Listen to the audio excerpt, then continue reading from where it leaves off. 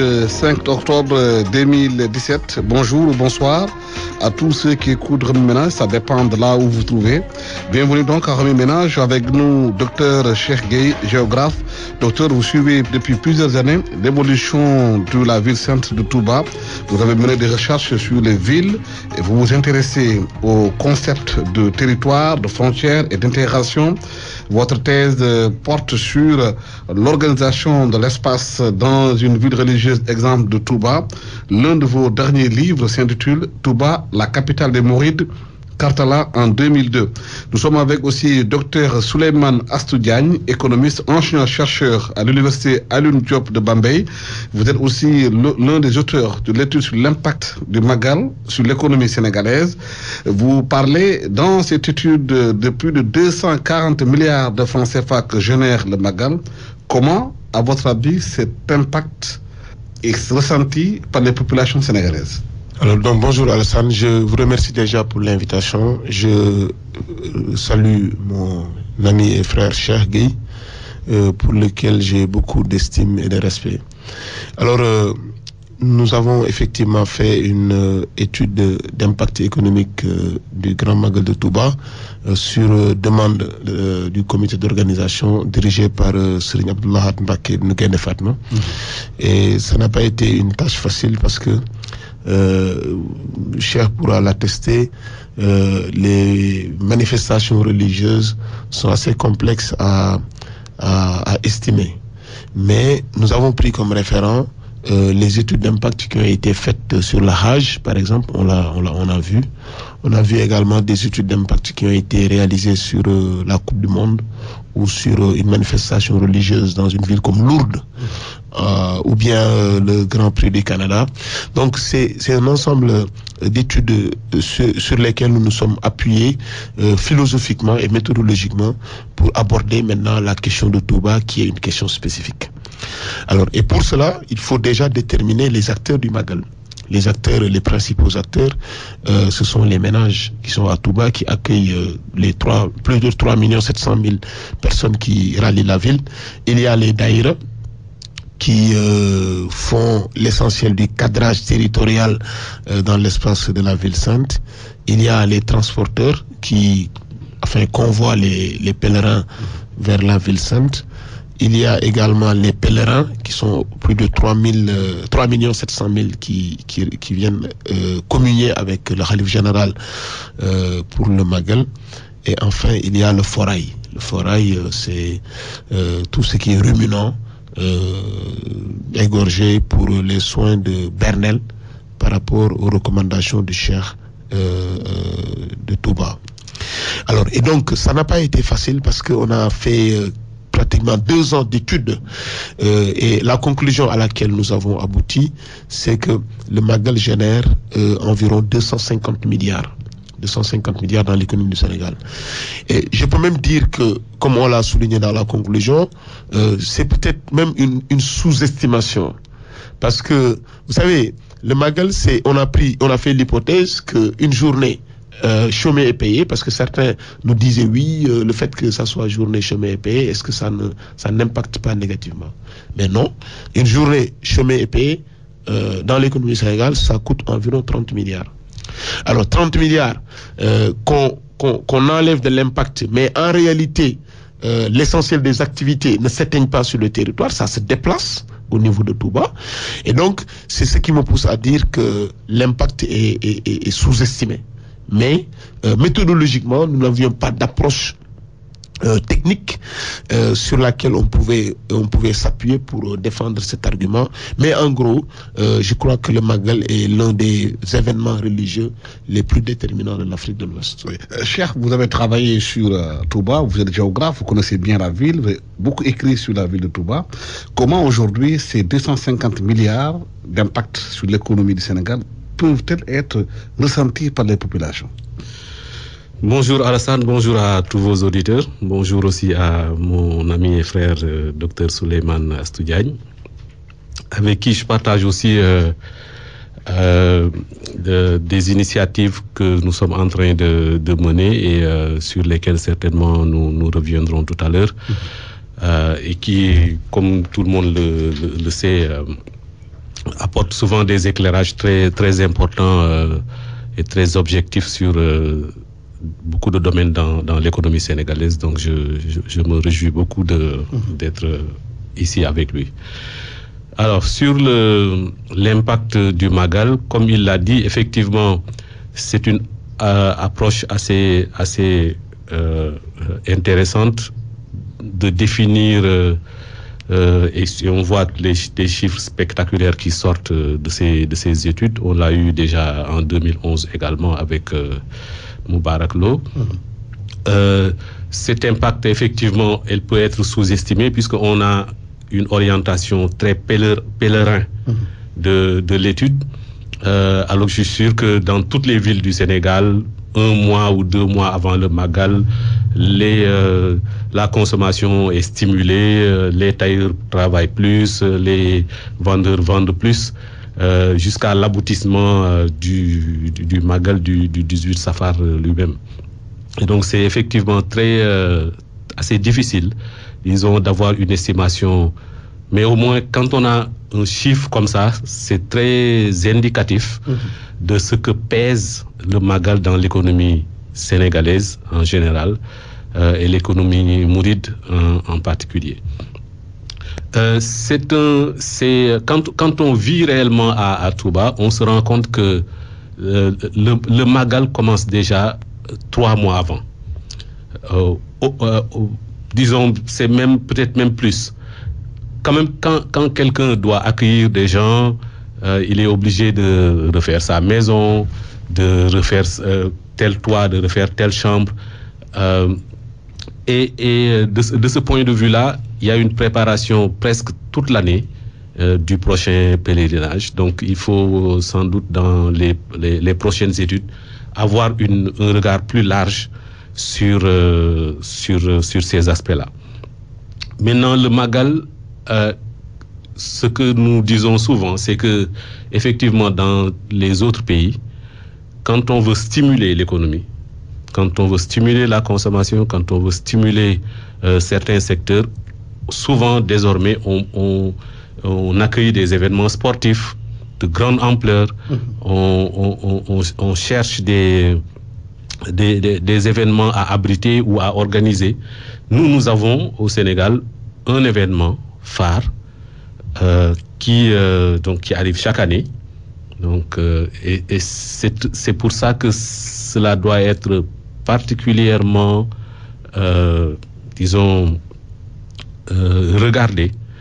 Et c'est donc salutaire que désormais on reconnaisse l'ampleur de cet événement et qu'on en ait fait un jour férié.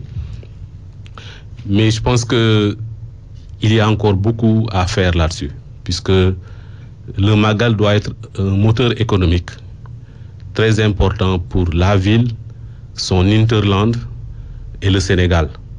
Il faut qu'il y ait une planification beaucoup plus stratégique pour faire que tout ce qui est consommé durant le Magal soit produit chez nous et que ça stimule des activités économiques qui soient au bénéfice des populations.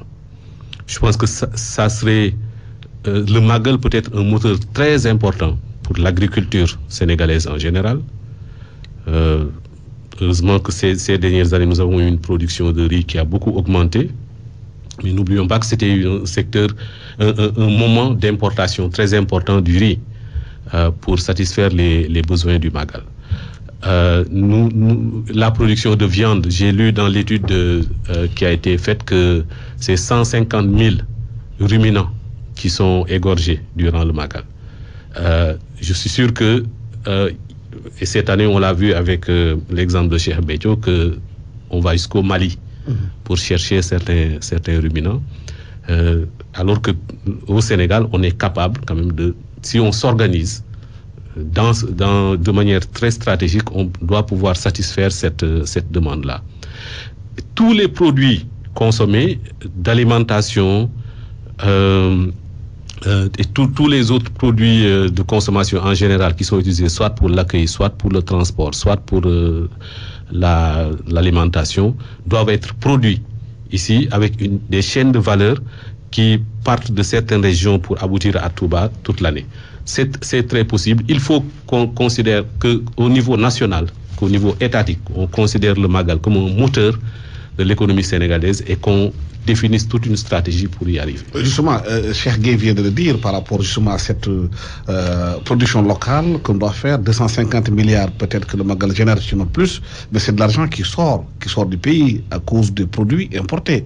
Est-ce qu'il faut mettre en place une stratégie nationale de production locale pour que cet argent reste au Sénégal? Et on sait aussi que beaucoup de Mourides sont des grands commerçants. Est-ce qu'il ne faudrait pas les pousser à plus d'industrialisation, plus de production locale? Absolument.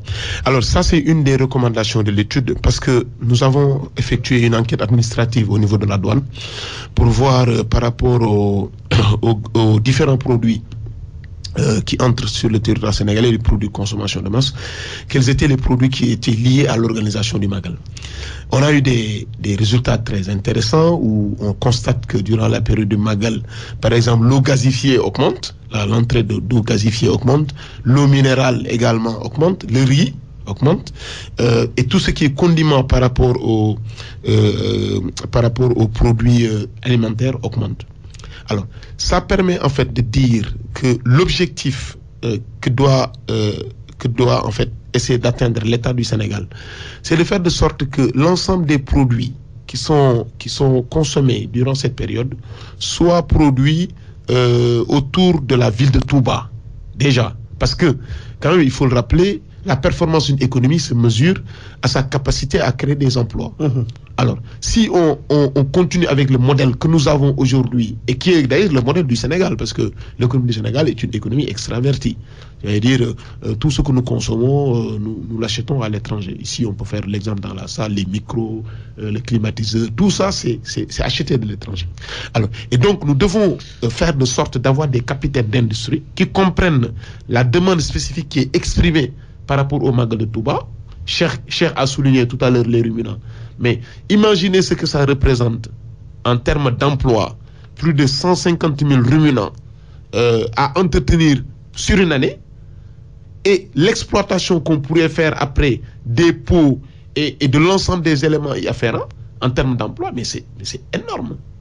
Mais tout ceci n'est pas exploité. Parce que nous n'avons pas aujourd'hui des capitaines d'industrie capables, avec l'impulsion de l'État, capable de génie transformationnel de tous ces atouts qu'offre le Magal. Et c'est sur ce point-là où il faut maintenant travailler. C'est-à-dire faire des projets stratégiques pour essayer de voir en termes d'agriculture, il l'a dit, l'agriculture maintenant, ça doit être réglé au niveau local. Parce que dans toute la région de Diourbel, nous, ce qui nous a étonné, c'est que dans toute la région de Diourbel, la seule grande entreprise établie sur cette région, c'est la Sonacos. Ironie du sort, la Sonacos. C'est la seule grande entreprise établie sur la région. Alors, ce qui veut dire qu'il y a beaucoup d'efforts à faire en vue de créer des start-up, des entreprises, soit de grande taille, mais de taille modeste, capables de produire des biens en vue d'irriguer le marché de Touba. Et ça, parce que Touba doit être une métropole autour de laquelle des grandes villes doivent émerger. Et l'émergence de ces villes doit permettre une convergence de l'activité au niveau de la ville. Mais si l'activité économique de Touba doit exister que durant la période du Magal, c'est-à-dire maximum 15 à 1 mois, nous trouvons que l'économie locale ne pourra pas en profiter. Justement, cher, on constate que chez les Mourides, il y a quand même des milliardaires, des personnalités qui ont énormément d'argent. Mais la plupart d'entre eux sont des commerçants qui font l'import et l'export. Qu'est-ce qu'il faut faire justement pour que ces commerçants se muent en industriels, qui investissent localement et produisent localement? Bon, c'est difficile de répondre à une telle question, parce que c'est souvent le choix de personnes et aussi leurs compétences. On ne passe pas de commerçant à industriel comme ça. Mais je pense que c'est une tendance qui commence à naître. Mais je pense qu'il faut l'accompagnement de l'État. Je pense que ce qui manque aussi ici, un peu, c'est identifier des domaines ou des opportunités pour lesquelles l'État définit une stratégie sur 5 ans, en mettant les acteurs, même du privé, avec lesquels il veut faire quelque chose, et impulser. L'exemple du Magal est un très bon exemple, Souleymane vient de le dire. Je pense que là, il y a beaucoup de tentatives de mourides qui, même en perdant de l'argent, ont décidé d'établir quelques industries autour de Touba. On voit avec le gaz butane, avec la fabrication de glace, avec le triturage de l'arachide. Il y a des petites industries comme ça autour de Touba. Et je pense qu'on a besoin d'une vraie zone industrielle autour de Touba qui est focalisée, qui est orientée vers les besoins du Magal. Et n'oublions pas d'ailleurs qu'il n'y a pas que le Grand Magal. En fait, Touba, c'est une ville qui accueille des Magal tous les jours. 365 jours. Moi, je pense même qu'on a besoin d'une étude sur l'impact des Magal. Pas seulement celui-là. Parce que toute l'année, il y a des événements. Et tous ces événements sont du même modèle que le Grand Magal. Et génèrent sans doute également beaucoup de ressources, beaucoup de potentialités en termes d'activité. Bon, je suis certain que une collaboration entre l'État et la confrérie pour un vrai développement économique de Touba est encore nécessaire. C'est un complet laisser-aller. L'État se dit, Touba, c'est le domaine de la confrérie. Mais Touba est devenu la deuxième ville du Sénégal. Donc, qu'on le veuille ou non, il est nécessaire aujourd'hui que l'État en fasse l'autre pôle de développement du Sénégal. Surtout que du point de vue de sa configuration géographique, Touba offre cette possibilité de retourner, renverser les flux qui ont traditionnellement existé des campagnes vers les villes, vers l'exportation. Touba permet de renverser cette tendance et donc de redonner à l'économie locale autour de Touba et Touba aussi comme relais vers l'intérieur du Sénégal une autre configuration, moi je dirais même décolonisée de notre économie. Si on le considère comme ça, je pense que une approche stratégique, une vraie lettre de politique stratégique sur ça, elle est faisable. Et nous on commence en tout cas à y travailler pour le compte du khalifa général, mais on a vraiment besoin que un certain nombre de projets, un carnet de projets qui sont orientés vers la satisfaction des besoins des différents Magal et du Grand Magal, et que ça serve l'économie locale autour de Touba, mais aussi dans des pôles, puisque quand le pôle cuir le plus important, comme il l'a dit tout à l'heure, c'est quand même Ngaï. L'importation le riz de la vallée, il quitte la vallée pour venir à Touba. La tomate quitte la vallée pour venir à Touba. Donc c'est tout le Sénégal qui pourrait être impacté dans une démarche stratégique autour du développement de Touba par les Magal. Oui. Mais dans votre étude, on a vu qu'il y a plus de 30% de ceux qui vont à Touba, ce sont des élèves et des étudiants. Et ensuite, il y a beaucoup plus d'intellectuels qui vont pour le Magal. Mais pour le commun des Sénégalais, on pensait que le Magal de Touba, c'était juste nos parents mourides qui ont fait l'arabe, peut-être, qui vont comme ça. C'est assez surprenant, cette étude. Oui, c'est très intéressant comme résultat. On a essayé de faire le profil général du pèlerin pour voir qui part à Touba. Quel est le profil général d'un pèlerin qui quitte une région du Sénégal pour aller à la ville sainte. Alors, à notre grande surprise, on a vu que 90% des pèlerins sont instruits. Ça, c'est, je crois, une statistique qui fait beaucoup de plaisir à voir. Également, on a vu que le pèlerin mouride, c'est un garçon. C'est un garçon qui est très jeune, qui a 29 ans, qui a le niveau quasiment lycée-université. Alors, ça traduit énormément d'espoir par rapport aux défis que la confrérie doit relever. Parce que vous savez que dans les enseignements du Cheikh Ahmadou Bamba, il insistait beaucoup sur l'apprentissage, le fait de connaître la science. Et aujourd'hui, nous sommes en train de voir que ça commence à se matérialiser, surtout avec des jeunes qui aujourd'hui ont une grande capacité à impacter le temps.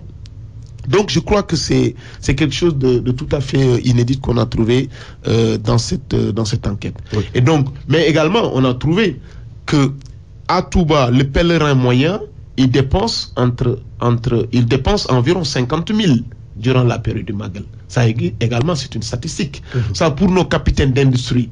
Mais il y a énormément de pouvoir d'achat qui réside dans la ville durant la période du Magal. Maintenant, c'est à eux d'imaginer, comme le Cheikh l'a très bien dit, avec l'aide de l'État, mais des politiques sectorielles visant à capter ces ressources et à les transformer en vue de les réinjecter encore dans la ville sainte. Et je crois que l'erreur fondamentale consisterait à raisonner Touba en termes de ville religieuse, mais Touba déjà en tant que ville. En dehors des aspects religieux, Touba c'est une ville qui compte plus de 50 000 ménages. Donc, en termes de population, c'est la deuxième ville du Sénégal. Alors, mais cette population a des besoins comme celle de Dakar, de Thiès, de Saint-Louis et autres. Donc, au-delà même des aspects qui sont liés à l'organisation des Magal, comme Cheikh l'a dit. Donc, moi, ce que je souhaiterais, c'est que si les autorités nous écoutent, il y a là un axe important à développer qui est une opportunité pour le Sénégal. Parce que vous parcourez l'Afrique du Cap au Caire, vous ne trouverez pas une manifestation, que ça soit sportive, religieuse, etc., qui polarise plus de 3 700 000 habitants. Ça n'existe que dans un pays qui s'appelle le Sénégal et c'est à Touba. Donc c'est une grande opportunité qui s'offre à nous en vue de l'exploiter. Mais cher, comment expliquons ces jeunes, élèves, étudiants, instruits, qui vont vers le Magal? Qu'est-ce que ça signifie au fond? Est-ce que ça signifie aujourd'hui que de plus en plus de jeunes se tournent vers la religion face peut-être à la désillusion un peu partout du monde? C'est ça? Bon, je pense que le profil du mouride lui-même, il a changé. Nous avons eu une confrérie très rurale, qui a eu un recrutement rural très important à sa naissance et dans son développement, et qui s'est par la suite disons, disséminé dans les villes sénégalaises, donc qui s'est urbanisé. Il y a aujourd'hui, avec les dernières statistiques qui ont été produites par un recensement que vient de terminer Global Solidarity Initiative, une ONG qui travaille à Touba, plus de 1500 daara. Donc il y a une instruction qui a explosé dans la confrérie. Bon, certains pensent que c'est du rattrapage, mais comme Souleymane l'a dit, il y a déjà Touba lui-même et la confrérie en général, c'est très tourné vers la science, vers la connaissance. Donc quand je regarde comment le jeune de Touba, né à Touba ou qui a grandi à Touba, fait son enseignement, je l'ai beaucoup observé. C'est quand même quelqu'un qui mémorise tout le Coran et l'écrit totalement. Il écrit son Kamil. C'est assez rare de voir ça. Donc, il y a en profondeur un besoin d'enseignement plus moderne. Mais globalement, la confrérie, elle s'est beaucoup urbanisée. Donc, il y a beaucoup de jeunes. Et quand on regarde le profil du marabout aussi, il a complètement changé. On n'est plus dans un profil du marabout complètement tourné vers ses affaires religieuses. Les marabouts ont leur travail. Et d'ailleurs, sur ça, vraiment, il y a un cliché à détruire, complètement à déconstruire. C'est celui du marabout tout le temps dans les médias, en train de faire de la politique. Il y en a quelques-uns, mais la grande majorité des marabouts ont des champs, créent des entreprises, ont des activités qui donnent des revenus, et tout en restant et en investissant dans leur vocation d'éducation et de perfectionnement spirituel. Il y a une socialisation très importante de la jeunesse sénégalaise en général par les confréries. Et nous pensons que c'est là la meilleure garantie contre l'extrémisme violent. Et cet encadrement-là, là aussi, j'interpelle l'État. Nous avons besoin, effectivement, que toutes ces villes saintes, religieuses, capitales de confrérie soient renouvelées, rénovées. On voit, il y a de l'investissement, c'est très important. Mais il faut aussi de l'investissement dans les contenus. En fait, dans la plupart de ces villes, les bibliothèques se meurent, on ne les visite plus, les contenus des enseignements se perdent. Donc, sur ça, l'État a un devoir aussi d'investir. C'est sans doute beaucoup moins cher que les infrastructures, mais c'est beaucoup plus important que les infrastructures. Oui, cette question fondamentale par rapport au djihadisme, au terrorisme, on dit que les villes religieuses au Sénégal, Touba, Tivaouane, entre autres, sont des remparts contre ces genres de situations. C'est dû à quoi? Au fait que les jeunes Sénégalais sont de plus en plus ancrés dans leur religion, dans leur confrérie, c'est ça? Oui, moi je trouve que, comme Cheikh l'a très bien dit, c'est une bonne nouvelle. C'est une bonne nouvelle de voir que nos jeunes ont un ancrage au niveau de nos guides religieux traditionnels, que ce soit à Touba, à Tivaouane et à autres capitales religieuses. Je trouve que c'est une garantie, comme il l'a dit, contre tout ce qui est terrorisme, tout ce qui est détournement de notre jeunesse dans des considérations ou bien des luttes qui ne sont pas les nôtres. Alors, donc c'est pourquoi moi je pense que, comme il l'a bien dit, le mouride, le profil du mouride a énormément évolué en 40 ans. Aujourd'hui, le jeune mouride, c'est un jeune qui habite Dakar. Les pèlerins, quand vous voyez la structure des pèlerins, 46% des pèlerins viennent de Dakar. Après Dakar, c'est Thiès. Est-ce que vous voyez? Donc, ce sont les grands pôles urbains qui aujourd'hui attirent le plus des pèlerins par rapport à la tourisme. Mais est-ce que cet ancrage seulement suffit dans un pays où quand même il y a trop de chômage de jeunes, où la pauvreté continue peut-être à avancer? Est-ce que seulement cela seulement suffit? Oui, mais la situation n'est pas statique, Alassane. La situation évolue. Je ne crois pas que la situation économique dans laquelle nous sommes peut perdurer d'ici 20 ans ou 30 ans. Je ne le crois pas. Je crois que les choses vont évoluer. Et cette évolution va permettre, en fait, à notre jeunesse d'avoir confiance en elle et d'avoir confiance en l'avenir. Et de ne pas se laisser embarquer dans des idéologies ou des luttes, enfin, qui n'ont rien à voir avec notre histoire. Cher Guy, vous pensez que ça ne suffit pas seulement d'être ancré dans sa religion? Il faut autre chose. Là, au moment où des jeunes souffrent de chômage, souffrent aujourd'hui de sous-emploi, ou même de pauvreté de plus en plus qui avance. Il y a une situation chronique qui est le produit d'un ensemble de faiblesses de notre pays en termes d'économie. C'est des éléments structurels. Je pense que Souleymane en parlerait mieux que moi. Et donc, effectivement, il y a un chômage et un taux, disons, d'une occupation très important chez les jeunes. Mais évidemment, tout ça, il y a un matelas, il y a des soupapes de respiration qui existent et les confréries en sont une. Chaque fois que je vois des jeunes mobilisés, il y a un appel de Serigne Modou Kara ces dernières semaines qui veut mobiliser 20 000 ou 30 000 jeunes si on lui donne 1500 hectares. C'est-à-dire pour les orienter vers l'agriculture. Il y a un potentiel de ce point de vue-là qu'il faudra sans doute mieux explorer.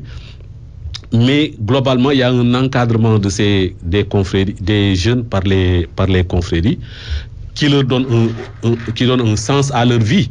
L'espoir. De l'espoir, de l'espérance et pour beaucoup aussi des occupations. Bon, on le voit quand chaque fois qu'il s'agit de nettoyer des cimetières ou ce genre de choses. Quand tu y vas, tu vois les jeunes que tu trouves, tu les regardes. Alassane, il faut le dire. S'ils ne sont pas dans cette activité-là, ils seront dans des activités néfastes. Oui. Donc, il faut quand même saluer, de ce point de vue-là, le rôle que jouent certains marabouts dans l'encadrement d'une certaine jeunesse aussi.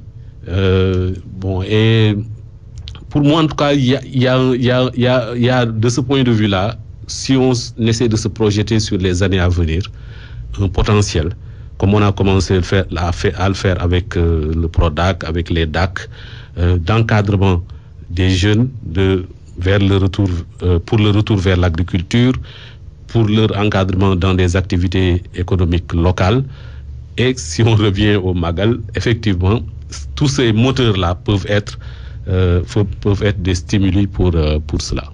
Dans le mouridisme, la mystique du travail a été prônée par Cheikh Ahmadou Bamba, travail comme si tu ne devais pas mourir demain. Mais est-ce que cette mystique du travail qu'on retrouve dans le mouridisme, vous pensez que le Sénégal a pu l'élargir un peu partout dans toutes les contrées du pays pour amener les jeunes aux gens au courage au travail? Parce que l'impression qu'on a aujourd'hui dans ce pays, c'est que les gens pensent qu'il faudrait plus être dans l'escroquerie pour s'en sortir. Oui, ça c'est un problème réel, c'est un problème même de société. Je crois que Serigne Touba a une vision travailliste sans commune mesure. Je crois j'ai lu quelques écrits dans lesquels il recommande les gens de travailler, il est contre la paresse, contre le fait de ne rien faire, etc., de s'écarter de tout ce qui est droiture et autres. Mais aujourd'hui, la signification de notre jeunesse et de notre pays par rapport à ces propos reste à être matérialisée par le simple fait qu'au Sénégal, on est beaucoup plus adepte des passe-droits, des raccourcis, des escaliers pour arriver à une fin. Et c'est ce qui fait qu'aujourd'hui, les activités économiques au Sénégal sont très faibles. Le PIB du Sénégal, comparé à ce que ça devrait être, n'est pas à la hauteur. Le chômage est endémique. Est-ce que vous voyez? Alors, c'est ce qui fait qu'aujourd'hui, nous avons besoin de nous réconcilier avec nous-mêmes. Réconcilier avec nous-mêmes et de nous approprier des écrits de Serigne Touba dans sa logique travailliste. Parce que lui, non seulement il l'a écrit, mais il l'a démontré. Il l'a démontré, il a commencé à agir. Après, il l'a écrit. Maintenant, quand cette jeunesse prend Serigne Touba comme référence, là où elle n'arrive pas à faire le saut, c'est à matérialiser sa vision. C'est-à-dire que les jeunes, souvent, épousent les aspects plutôt ludiques, aspects confort, etc., mais laissent de côté les activités qui sont le principal, parce que Serigne Touba relate dans ses écrits que le travail a une même dimension que la prière. Est-ce que vous voyez? Mais ça, nos jeunes doivent être persuadés par l'encadrement pour qu'ils puissent comprendre cette dimension du travail et se mettre résolument au travail. Parce qu'aujourd'hui, quand vous parcourez nos quartiers le matin, même en pleine semaine, le matin, vous les voyez dans les quartiers, boire le thé, se réunir à des heures qui des fois choquent, alors qu'en lieu et place, ils devraient s'occuper de leur promotion personnelle et d'aller travailler pour amener quelque chose chez eux en vue de préserver leur dignité. Mais je crois que c'est là l'un des défis que notre pays doit relever. Il y a également une partie qui relève de nos capitaines d'industrie. Comme vous l'avez dit, Cheikh a dit tout à l'heure, on ne passe pas de commerçant à industriel. Ça c'est vrai. On a besoin d'un encadrement technique, d'un encadrement financier et même technologique pour pouvoir passer de commerçant à capitaine d'industrie. Mais dès l'instant où le potentiel existe dans la ville de Touba, dès l'instant que les opportunités existent dans la ville de Touba, dès l'instant que le marché est disponible dans la ville de Touba, ce qui reste à faire, c'est uniquement un encadrement de ces capitaines d'industrie qu'on doit encadrer, orienter, pour les pousser, les persuader que un marché est là, un potentiel est là, des opportunités sont là pour faire du business et gagner de l'argent. Je crois que c'est ça qui est nécessaire. Et la construction de l'autoroute Ila Touba, dont certains, par exemple, décrivent l'inefficacité, etc. Moi, je pense que c'est une bonne chose dans la mesure où ça permet de connecter Dakar aux grands centres urbains, que ça soit Thiès et Touba. Je crois que c'est une excellente chose. Aujourd'hui, on a besoin de décongestionner Dakar. Parce qu'aujourd'hui, 80% des activités économiques qui se font dans le Sénégal sont faites à Dakar. Dakar, aujourd'hui, est le centre de la pollution au Sénégal. C'est le centre de tout ce qui est banditisme, escroquerie, drogue et autres. Parce que c'est un espace très petit sur lequel est concentré 80% des ressources du Sénégal. Et donc, décongestionner, que la ville de Touba soit le relais de Dakar pour projeter maintenant les ressources dans les autres régions du Sénégal, ça me paraît être un modèle qu'on doit explorer et approfondir en vue de développer l'économie du Sénégal. Mais comment aujourd'hui arriver à faire passer cette mystique du travail dans l'esprit des jeunes pour qu'ils puissent se prendre en charge, au lieu toujours de vouloir compter sur leurs parents? Parce qu'on a vu aussi des vidéos un peu circuler où quelqu'un disait la voie du mouridisme devrait être Moïdem. Oui, effectivement, ça a créé un vrai tollé chez certains dans la confrérie, puisque le soufisme de Cheikh Ahmadou Bamba, en tout cas, c'est un soufisme qui réconcilie le perfectionnement spirituel et le perfectionnement matériel. Donc il faut travailler comme si on ne devait jamais mourir et prier comme si on devait mourir demain, comme tu l'as rappelé tout à l'heure. Donc lui-même l'a effectivement pratiqué, ses descendants biologiques et aussi spirituels l'ont pratiqué. Je rappelle souvent, et c'est bon de le dire à nos jeunes d'aujourd'hui, Serigne Saliou, quand il créait Khaban et les Dara qui sont dans toute la région de Mbour, il n'avait pas 20 ans. Il avait déjà à 16 ans un tel esprit d'entreprise, de sacrifice pour quitter son confort autour de ses parents pour aller créer des Dara où on pratiquait également l'agriculture. Il n'avait pas 20 ans. Et tous les autres, c'est la même chose.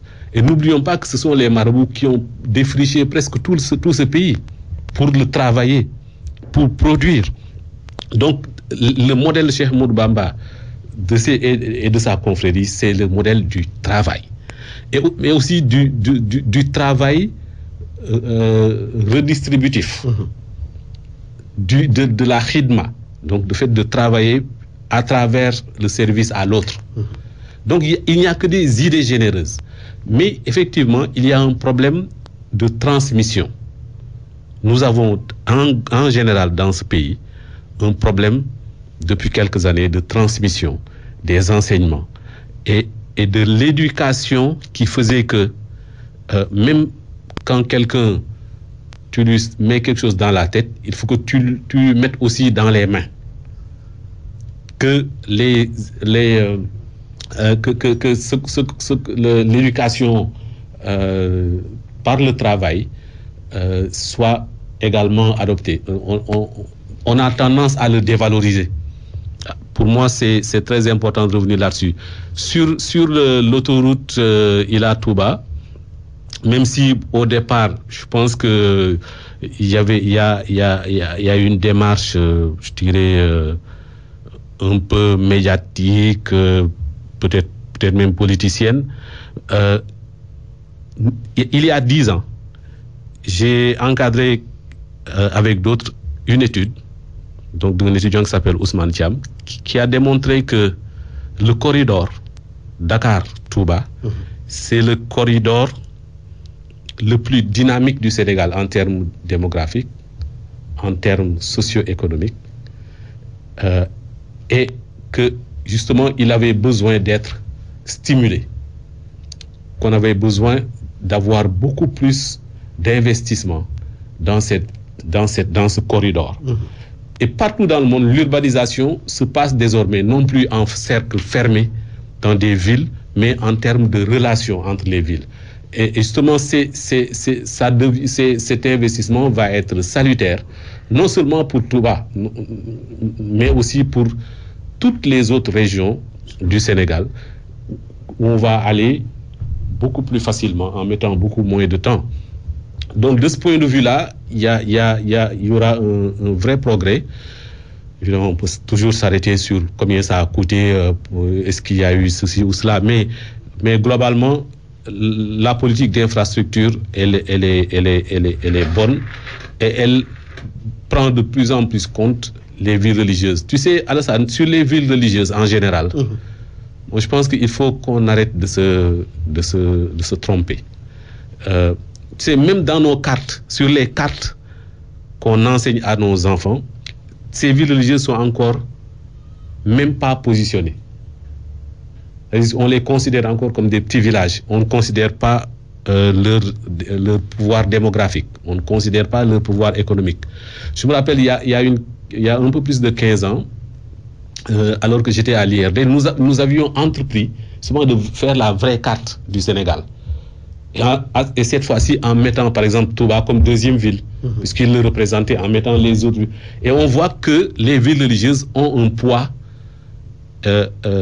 démographique et économique très important au Sénégal, qui justifierait que l'État y investisse sans considération politicienne, clientéliste ou religieuse. Donc, pour moi, il y a une sorte d'hypocrisie à laquelle on doit vraiment renoncer et assumer le fait que nous avons au Sénégal une particularité. Nous sommes un pays très religieux. Je rappelle souvent qu'il y a un organisme américain qui a sorti en 2010 une étude qui montre que la religiosité au Sénégal, sur la religiosité, le Sénégal est le premier pays au monde. Donc nous devons prendre en compte que nous sommes religieux et que les villes religieuses sont les principaux piliers sur lesquels s'appuie notre nation. Et assumer le fait qu'on fasse un investissement particulier dans les villes religieuses, sur les villes religieuses pour que notre nation s'améliore du point de vue de l'éthique, du point de vue des vertus, du point de vue économique, etc., etc. Oui, éthique et vertu économique, comme il l'a dit, l'investissement sur les villes religieuses a montré qu'aujourd'hui que la mystique du travail, comme on disait tantôt, était très importante dans toutes les religions, surtout la religion musulmane, dans le mouridisme. Mais il y a aussi certains qui sont peut-être autour de la religion, autour du mouridisme, qui n'encouragent pas le travail, qui pensent qu'aujourd'hui, que bon, voilà, il faut avoir le manteau du mouridisme pour continuer à ne rien faire. Est-ce que c'est de bons exemples pour les jeunes? Mais de toute façon, dans toute chose, il y a toujours des dérapages. Il y a des gens qui dérapent. Mais il faut saluer que ce dérapage est marginal. Aujourd'hui, la ligne de conduite incarnée par le Khalife général des Mourides, elle est claire. C'est de réconcilier les Mourides avec des valeurs fondamentales prônées par Cheikh Ahmadou Bamba. Je crois que c'est quelque chose qui aujourd'hui est indéniable et le Khalife l'a montré à toutes les occasions. Pour rappeler le message, et surtout lors des grandes fêtes religieuses, ces enseignements vont toujours dans le sens de renouveler le message d'origine de Cheikh Ahmadou Bamba. Et ça, il faut le saluer. Mais de dire également que le Magal, il y a des aspects en fait qu'il faut relater. Vous savez que l'étude qu'on a fait sur le Hajj, par exemple, cette étude qu'on a lue sur le Hajj, cette étude montre que le Hajj est la deuxième industrie en Arabie Saoudite, en dehors du pétrole. C'est la deuxième industrie. Le Hajj emploie directement en Arabie Saoudite 120 000 personnes. Parce qu'il y a l'implication de l'État saoudien, une organisation. Je vais en venir. C'est-à-dire que le Hajj implique, c'est l'État saoudien qui l'organise. Vous savez qu'à Touba, c'est un comité d'organisation. Chez Abdullah Mbake Ibn Gaïne Fatma et Serigne Bass Abdou Khadr, c'est pas l'État. L'État, ce sont les ministres, ce sont les préfets, c'est ça l'État, c'est le maire, c'est ça l'État. Alors, et vous savez que si on substituait l'organisation du Grand Magal de Touba, du comité d'organisation vers l'État, je crois que ça aurait permis d'augmenter les ressources et de mieux affirmer la planification. Maintenant, il y a un risque, c'est un risque philosophique. Vous savez que ce que le Khalife peut faire par lui-même, ça n'a aucunement comment je vais dire, ça n'a pas d'égal par rapport à ce qu'il peut confier à Alassane Samba Diop ou à Souleymane Rassoul. C'est-à-dire que c'est là où se trouve un peu le problème. La personnalité morale. La personnalité morale du Khalife ne peut pas se substituer à celle de l'État. À celle de l'État. C'est pourquoi ils sont obligés de l'organiser à eux-mêmes. Mais ça ne doit pas empêcher à l'État de jouer pleinement son rôle. Comme c'est le cas du Hajj, où le Hajj occasionne 60 000 personnes travaillent dans le Hajj, dans l'organisation des services liés à l'organisation du Hajj. 120 000 personnes travaillent rien que sur la dimension logistique sécurité du Hajj. Alors, si on compare Et le Hajj, c'est 2 millions, maximum 2 millions 500 personnes. À Touba, on est à 3 millions 700. Et donc, ça doit nous permettre de trouver un modèle qui permettrait de créer des emplois durables dans la région. Est-ce qu'il est possible, Cheikh Gueye, de trouver justement une collaboration plus étroite entre l'État et les organisateurs du Magal pour qu'on puisse prendre le modèle du Hajj pour peut-être créer des emplois, gagner beaucoup plus d'argent et moderniser davantage le Magal? Sans doute que nous avons nos propres ressorts et notre modèle à développer par rapport à celui du Hajj qui est quand même un peu différent. Mais l'approche stratégique dont on a parlé tout à l'heure, elle est nécessaire. Et la stratégie, elle doit être partagée entre la confrérie et l'État. Les aspects religieux sont du ressort de la confrérie. C'est elle qui organise sa célébration, son Magal. Cette célébration est devenue une célébration, un événement national. Et quand ça devient un événement national, quand ça implique tout le territoire national, parce que tout le territoire national est en fait impacté par l'organisation du Magal, l'État est obligé d'intervenir. Je vois tous les CRD qui sont organisés pour préparer le Magal. D'ailleurs, il faut passer plutôt à des CND maintenant, puisque c'est toutes les autorités nationales du pays qui doivent être impliquées dans l'organisation du Magal, puisque le Magal impacte tout le territoire national. On a vu encore des pèlerins bloqués hier entre la Guinée-Bissau et la Casamance. Donc là, on n'est plus dans le cadre d'une région d'Diourbel, non. Donc, mais d'un point de vue plus stratégique, comme on l'a dit au départ, l'État doit considérer le Magal comme un événement moteur de l'économie sénégalaise, globalement, et de l'économie locale, et définir toutes les stratégies nécessaires sur une dizaine d'années pour doter la ville et ses alentours des infrastructures nécessaires.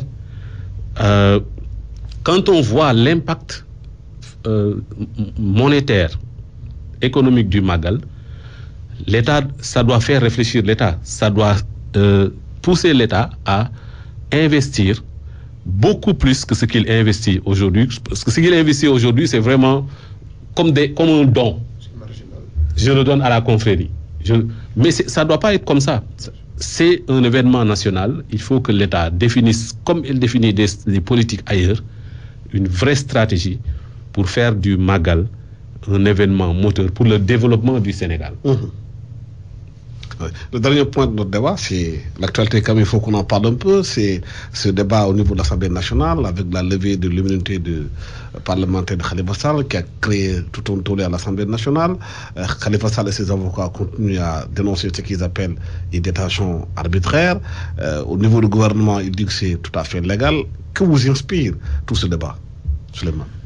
Alors moi, ce débat, je l'ai regardé, et je le suis comme tous les Sénégalais. Je suis pas juriste. Je sais pas comment, par quel procédé on lève l'immunité parlementaire d'un député. Mais tout ce que je sais, c'est que cette situation ne profite pas à notre pays.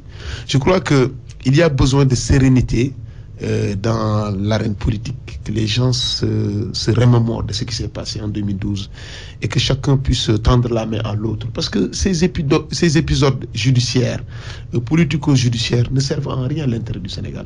Je crois que là, il faut, et j'en appelle au président de la République, c'est à lui de vraiment trouver une issue rapide par rapport à cela et que chacun puisse jouer sa place, sa partition pour l'émergence de notre pays. Mais très honnêtement, ce débat, c'est un débat de techniciens, parce qu'avant on disait que Khalifa on n'avait pas besoin de lever son immunité. Moi, c'est ce que j'avais compris. Après, le procureur écrit à l'Assemblée pour dire oui, on doit lever l'immunité. Bon, ça, il faut demander peut-être aux spécialistes, aux juristes, le soin de nous éclairer sur ce point. Cher, et de ce débat, il y a une contradiction claire sur cette question d'immunité. Tout le monde l'a souligné. Je n'ai pas besoin trop d'y revenir. Il y a une approche politicienne de la chose et le politique et le juridique sont trop entremêlés dans ce pays. Il faut, si on veut améliorer notre démocratie, vraiment pousser vers une révolution pour une séparation des pouvoirs. Notre démocratie est très, très, très menacée de ce point de vue-là. Mais globalement, tout ça montre que nous avons une génération d'hommes politiques qui sont peut-être incapables de se mettre au niveau des réformes et des refondations que nous attendons dans ce pays. Nous avons une génération qui se regarde trop en chien de faïence et qui ne regarde pas assez l'intérêt du pays. Parce que les Sénégalais sont surpris un peu par les insultes, par des fois des gros mots à l'Assemblée nationale. Non, et regarde le fait qu'il y ait presque une impossibilité artificielle de dialoguer. Toutes les questions sur lesquelles il doit y avoir un dialogue serein, comme Souleymane l'a dit, qui aboutit à des accords sur plusieurs années. Moi, j'ai déjà dit à ce micro qu'il y a une vraie rupture du dialogue. Il y avait chaque fois qu'il y a eu des tensions dans ce pays, des dialogues qui ont abouti à des périodes de calme, des périodes de sérénité, des périodes d'accord pour l'intérêt supérieur de la nation. Cette fois-ci, depuis 2011, avec ce qui s'est passé le 23 juin, on avait l'opportunité d'un accord très important autour des assises nationales pour que le pays reparte sur plusieurs années dans le calme et la sérénité. Nos hommes politiques qui sont aujourd'hui ici ne sont pas capables de s'élever à ce niveau et c'est très dommage. Ouais, le temps que nous avons imparti est terminé. Merci infiniment à Cheikh Gueye, géographe qui a beaucoup travaillé sur Touba, sur l'évolution de la ville centre de Touba et sur ses recherches aussi qu'il a menées. Merci aussi à Souleymane Astou Diagne, qui est économiste, qui est aussi enseignant-chercheur à l'université Alioune Diop de Bambey. À la technique, Alioune Diassé, micro Alassane Samba Diop. Bon dimanche à tous.